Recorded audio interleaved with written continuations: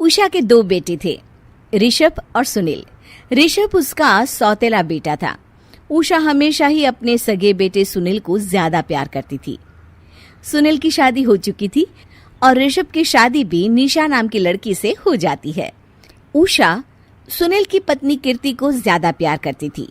एक दिन वो अपनी बहू कीर्ति के लिए साड़ी ले आती है। ये लो बहू, तुम्हारे लिए साड़ी लाई हूँ। कल पड़ोस की शादी में जाना है ना, तुम यही पहन कर चलना। तभी वहाँ ऋषभ आ जाता है। अरे माँ, तुम निशा के लिए साड़ी नहीं लाई? वो भी तो कल शादी में जाएगी ना? हाँ, वो भी जाएगी, पर उसके पास तो काफी साड़ी होंगी ना। अभी अभी तो शादी हुई है तुम दोनों की, तो उसी में से कोई पहन लेगी वो। ऋषभ ये सुनकर उदास हो जाता है। तब निशा कहती है, आप उदास क्यों होते हो जी? सही तो कह रही हैं मम्मी जी। मेरे पास तो बहुत साड़ियां हैं और सारी की सारी नई हैं। मैं उन्हीं में से कोई पहन लूंगी। वो बात नहीं है निशा। माँ मेरे साथ तो सौतेला व्यवहार करती ही थी, पर मुझे लगता था कि मेरी पत्नी के साथ वो ऐसा कभी नहीं करेंगी, पर आज उन्होंने तुम्हारे साथ भी वैसा ही व्यवहार किया। ऋषभ उदास होकर अपने कमरे में चला जाता है। ऋषभ को उदास देखकर निशा को अपनी सास पर बहुत गुस्सा आता है। एक दिन उषा सुनील को कुछ पैसे दे रही होती है। ले बेटा सुनील, ये कुछ पैसे रख ले और बहू को कहीं घुमा लिया। जी मम्मी जी। सुनील वहां से चला जाता है। मम्मी जी, आपने इन्हें तो कभी पैसे नहीं दिए। ऐसा सौतेला व्यवहार आप क्यों करती हैं? बहू, ये किस तरह से बात कर रही हो तुम अपनी सास से? कोई ऐसे सवाल करता है कि अपनी सासू से? सास, अरे जिस दिन से मैं इस घर में आई हूँ ना, आपने तो मुझे अपनी बहू माना ही नहीं। हमेशा कीर्ति भाभी के लिए ही सब कुछ लाती हैं। मुझे तो आज तक आपने कुछ दिया ही नहीं।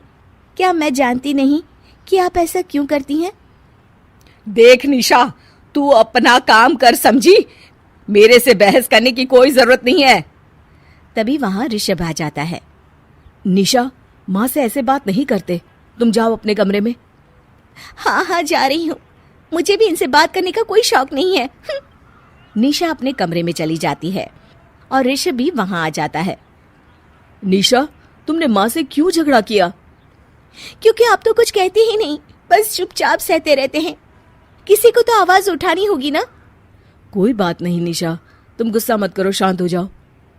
निशा रसोई में खाना बना रही होती है। तभी वहां कीर्ति आ जाती है। निशा, तुम मार्केट से ये सामान ले आओ। मैं क्यों जाऊं? आप भी तो जा सकती हो ना। दिख नहीं रहा कि मैं खाना बना रही हूँ? हाँ तो क्या हुआ, खाना बनाने के बाद चली जाना। हाँ, खाना भी मैं ही पकाऊं, बाजार जाकर सामान भी मैं ही ले आऊं। खुद तो कुछ करोगी नहीं, है ना? ओहो, जुबान तो देखो कैसे चल रही है। सुनो, तुम अभी आई हो इस घर में, तमीज में रहो, वरना सासू माँ से कहकर मायके भिजवा दूंगी तुम्हें। हाँ। ओह, हाथ लगाकर दिखाओ मुझे, देख लूंगी। बहुत मनमानी हो गई तुम दोनों की, समझी? निशा लिस्ट कीर्ति के ऊपर फेंक देती है। कीर्ति निशा को मारने आती है तो निशा उसका हाथ मोड़ देती है। मर गई रे, छोड़ मेरा हाथ। आज के बाद मुझसे कोई बदतमीजी की तो अच्छा नहीं होगा। कीर्ति रोते हुए अपने कमरे में चली जाती है। उस निशा चुड़ैल ने मेरा हाथ मोड़ दिया। मुझे नहीं रहना इस घर में। अरे कैसी बेकार की बातें कर रही हो। अरे निकालना ही है तो ऋषभ और निशा को निकालेंगे। नहीं, मुझे अलग घर चाहिए। कान खोलकर सुन लीजिए, हम दोनों इस घर से जल्द जाएंगे। आप नए घर का इंतजाम कीजिए बस। मैं इन दोनों के साथ ज्यादा नहीं रह सकती। हाँ, वैसे मैं भी कुछ दिनों से सोच रहा था। अच्छा हुआ तुमने कह दिया, मैं माँ को भी बता देता हूँ। माँ, वो क्या करेंगी तुम्हारे साथ जाकर? मैं चाहती हूँ कि तुम और मैं, बस हम दोनों ही कहीं शिफ्ट हो जाएं, इस सब झमेले से दूर। अरे पर माँ को यहाँ छोड़कर इस तरह से जाना ठीक नहीं रहेगा कीर्ति। वैसे वो तुम्हें कितना प्यार भी तो करती हैं। नाम का ख्याल रखती है, क्योंकि तुम सगे बेटे हो ना, इसलिए। तुम अगर सौतेले होते तो मेरे साथ भी ऐसे ही सलूक करती जैसे अभी तुम्हारे सौतेले भाई और उसकी पत्नी से करती है। अरे पर फिर भी फिर भी कुछ भी नहीं। देखो, या तो हम दोनों इस घर से कहीं दूर जाएंगे या फिर मैं अपने मायके चली जाऊंगी। हाँ, बता देती हूँ। अच्छा बाबा, अच्छा ठीक है। सुनील अपनी माँ से बात करने आता है। माँ, मैं सोच रहा हूँ कि कीर्ति के साथ अलग घर में शिफ्ट हो जाऊं।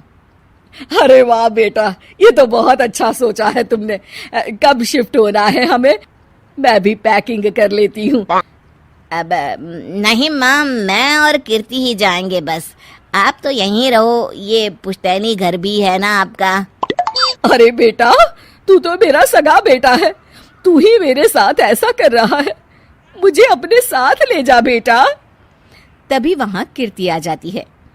अरे माँ, आपको पता भी है कि किराए के घर में कितना खर्चा होता है, और अगर आपको भी लेकर गए तो और खर्चा होगा। आप तो बस यहीं रहो इसी घर में। कोई बात नहीं सुनील, तुम लोग चले जाओ, माँ यहीं रहेंगी हमारे साथ, हम माँ का ख्याल रखेंगे, तुम लोग अपनी गृहस्थी संभालो। निशा को ये देखकर बहुत खुशी होती है। वो मन ही मन सोचती है, अब आया ना ऊंट पहाड़ के नीचे। अब मम्मी जी को पता चलेगा, बड़ा सगा और सौतेला करती रहती थी।